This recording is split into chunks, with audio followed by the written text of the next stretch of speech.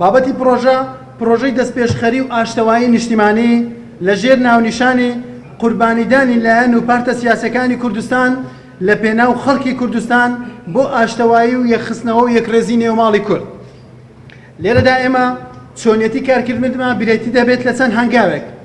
هەنگاوی یەکەم دانیشتن دەبێت لەگەڵ کەسایەتی سیاسی و لایەن و سەرۆکی پارتەکان کە کاریگەریان هەیە لەسەر ئەو بارودۆخەی ئێستای هەرێمی کوردستان و گفتوگۆکردن و وەرگرتنی ڕێئی و پرۆژەکەیان بۆ چارەسەرکردنی کێشە سیاسیەکان لە هەمان کاتدا وەرگرتنی ڕەزامەندیان لەسەر ئاستی لەسەر دانیشتنی هەموو لایەک بەیەکەوە لەسەر مێزی گفتوگۆ.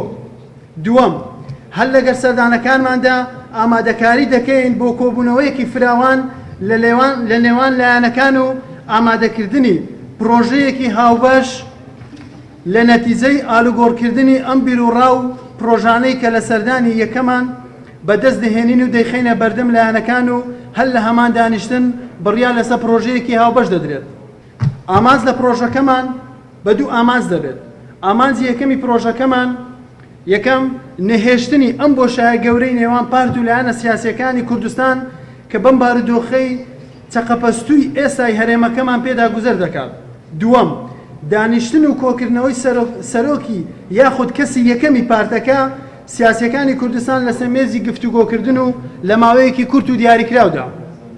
سێەم، بەڕێوەچوونی پرۆسەی هەڵبژاردننی پەرلەمانی کوردستان بە شێوەیەکی ڕێکوپێک و بێگرد دوور لە تەشەنووج و تێکچوونی زیاتری دۆخی سیاسی ئێستا لە کوردستاندا.